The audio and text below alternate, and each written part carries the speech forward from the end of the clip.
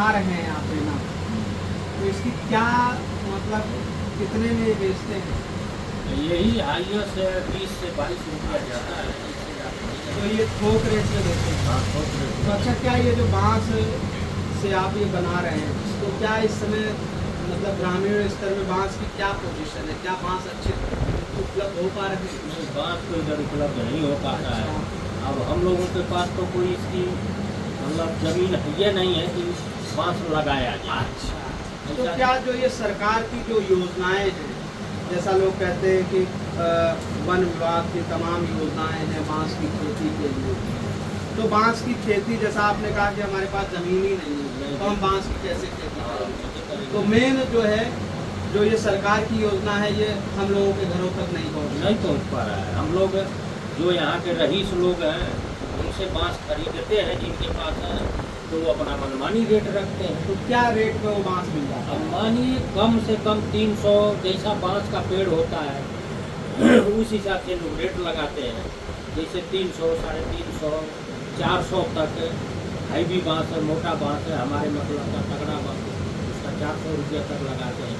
तभी हम लोगों को मतलब वही रईसों से खरीदना पड़ता। हमारे पास कोई ऐसा व्यवस्था नहीं कि हम खुद पैदा करें और खुद इससे हम अपना रोजगार करें। तो क्या आपको ये लगता है कि जो सरकार की योजनाएं हैं, जैसे, तो इसका मतलब जो है कि वही पूंजीपति के लोगों के पास ज़मीनें हैं, वही इस मतलब काम को करना चाहते हैं? हाँ, मतलब उसमें क्या है, इसमें हमें 50% भी हमारा मतलब इसमें लाभ नहीं होता है, क्योंकि हम 300, 350, 400 मतलब अपना जो हम भर्ती लगाते हैं, अब उसमें 400 निकालना हमारे लिए बहुत असंभव है, नहीं निकल पाता है। आधा 50% तो इसमें उसका मलबा निकालना पड़ता है, 50% ही हमारे हाथ आता है। अब 50% में अपनी मेहनत भी देखना है, हर चीज़ देखना है। एक दिन में कितने बेले आप तैयार कर लेते हैं? अब एक दिन में मान के चलिए कि अगर पूरा परिवार, समस्त परिवार लग के करेगा तो 10 से 15 है।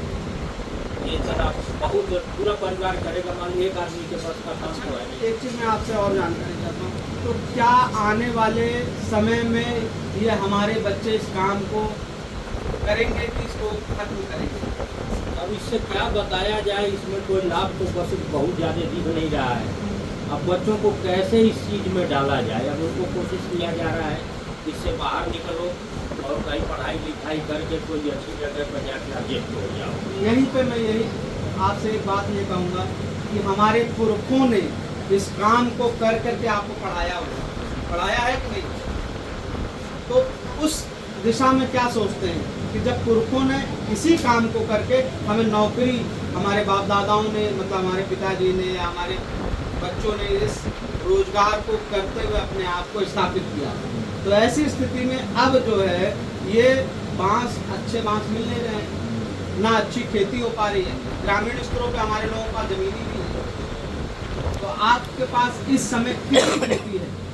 अब इस टाइम तो हम जो हैं यहाँ पर जितनी हमारी बिरादरी है सब 100% भूमि ही है।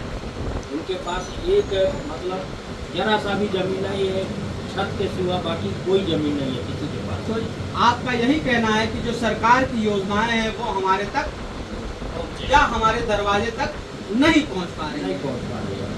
सही है हाँ, बिल्कुल सही है। साथियों, आज मैं बांसगांव के जो है क्या कहते हैं धनौरा खुर्द में हूँ, और ये गोरखपुर जिले से लगभग 30 किलोमीटर की दूरी पर ये गांव है, जहाँ पे हमारी संख्या लगभग देखा जाए तो 4-5 घर हैं।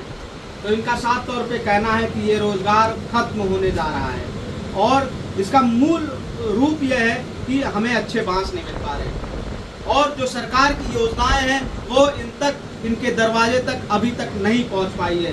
ये सरकार जो बताती है कि ये जो है बांस की खेती होना चाहिए या बांस के और तरीके के मतलब आर्टिफिशियल सामान बनने चाहिए, तो क्या जो ये बांस की खेती, वन विभाग के लोग जो बांस की खेती कराना चाहते हैं और बांस के बांस अच्छे मिले, तो ऐसी स्थिति में जब हमारे लोगों के पास ज़मीन ही नहीं है, तो ये सरकार की योजना मतलब इसको हम सही मायने में जो जिन तक पहुंचनी चाहिए वो पहुंच नहीं पा रही है।